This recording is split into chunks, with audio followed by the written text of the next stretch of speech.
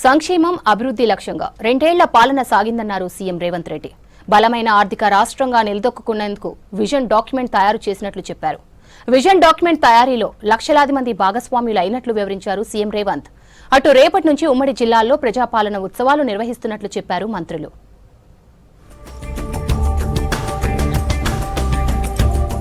ప్రజలకు అభివృద్ధి చెందిన తెలంగాణ అందించడమే కాంగ్రెస్ సర్కార్ లక్ష్యమన్నారు సీఎం రేవంత్ రెడ్డి. సంక్షేమం అభివృద్ధి లక్ష్యంగా 2 ఏళ్ల పాలన సాగిందన్నారు.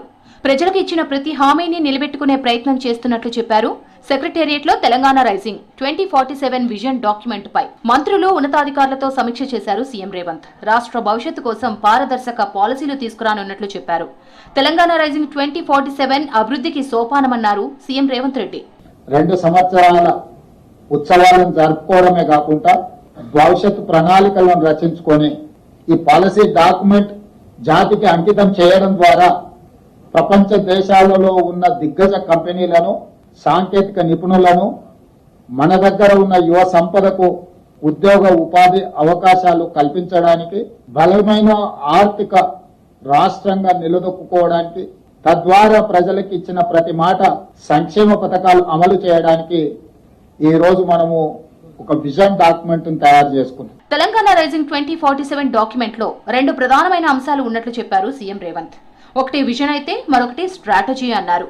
విజన్ డాక్యుమెంట్ లో లక్షలాది మందిని భాగస్వామ్యం చేసినట్లు వివరించారు.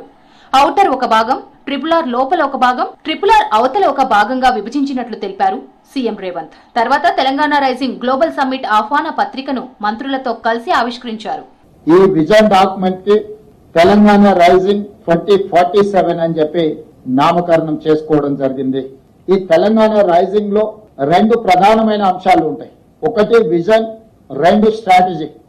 ప్రణాళికబద్ధమైన అభివృద్ధి సాధించాలంటే పారదర్శకమైన పాలసీలు ఉండాలి. పాలసీలలో పాలసీ పెరాలసిస్ ఒకవేళ వస్తే పెట్టుబడులకు రక్షణ లేకపోవడమే కాకుండా రాష్ట్ర భవిష్యత్తు కూడా నష్టదాయకంగా తయారవుతుంది. తెలంగాణలో కాంగ్రెస్ ప్రభుత్వం అధికారంలోకి వచ్చి 2 ఏళ్లు పూర్తయిన సందర్భంగా రాష్ట్ర వ్యాప్తంగా ఉత్సవాలు నిర్వహిస్తున్నట్లు తెలిపారు డిప్యూటీ సీఎం బట్టి విక్రమార్క. డిసెంబర్ 1 నుంచే ఉత్సవాలు ప్రారంభం కానున్నట్లు చెప్పారు. రాష్ట్రంలోని అన్ని ఉమ్మడి జిల్లాల్లో కార్యక్రమాలు ఉంటాయని చెప్పారు. తెలంగాణను ఏ విధంగా ముందుకు తీసుకెళ్తున్నామో ఉత్సవాల ద్వారా తెలియజేస్తామన్నారు Bhatti Vikramarka. Rising Telangana rising 2047 summit December 9తో 2 సంవత్సరాలు పూర్తి చేసుకున్నటువంటి సందర్భంగా ఈ సెలబ్రేషన్స్ లో భాగంగా డిసెంబర్ 1వ తారీఖు నుంచే రాష్ట్ర వ్యాప్తంగా పాత ఉమ్మడి జిల్లాలకు సంబంధించిన ఒక్కొక్క జిల్లాలో ఒకరోజు ఉత్సవాలని ప్రారంభించుకొని ఆ కార్యక్రమాన్ని మొదలుపెట్టే విధంగా ఒక ప్రణాళిక తయారు చేయడం జరిగింది.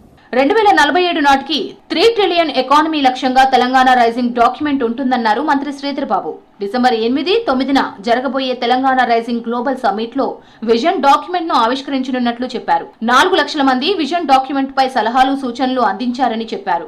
యువకులు, అన్ని రంగాల నిపుణులు, పారిశ్రామికవేత్తల సలహాలు, సూచనలు తీసుకుంటున్నట్లు తెలిపారు మంత్రి శ్రీధర్ బాబు. డిసెంబర్ 8, 9వ తారీఖు నాడు జరగబోయే ఈ తెలంగాణ రైజింగ్ గ్లోబల్ సమ్మిట్ కు సంబంధించి మరి దాదాపు కొద్ది నెలల క్రితం నుంచి మొదలైన కసరత్తు భావి తరాలకు సంబంధించిన ఒక ప్రధానమైన విజన్ డాక్యుమెంట్ ని ఆవిష్కరణ చేయాలని, దాంట్లో భాగస్వామ్యం చేయాలని ప్రజలందరి దగ్గర నుంచి కూడా మరి అభిప్రాయాలను తీసుకుంటూ సంబంధిత డిపార్ట్మెంట్లకు సంబంధించి వివిధ డిపార్ట్మెంట్లకు సంబంధించిన కసరత్తును మొదలుపెట్టుకొని రేపు ఎల్లుండి తెలంగాణ రైజింగ్ 2047 విజన్ డాక్యుమెంట్ ను మంత్రులు, సంబంధిత విభాగాల అధికారులు తమ శాఖల పరిధిలోని ప్రతి అంశాన్ని చర్చించి క్షుణ్ణంగా అధ్యయనం చేయాలని ఆదేశించారు సీఎం.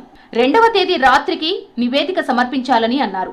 3, 4వ తేదీల్లో అన్ని శాఖలు ఇచ్చిన నివేదికలను సీఎస్, స్పెషల్ సీఎస్, సీఎంఓ అధికారులు పరిశీలించి అవసరమైన మార్పులు, చేర్పులను చేసి తుది నివేదికను సిద్ధం చేయాలని చెప్పారు.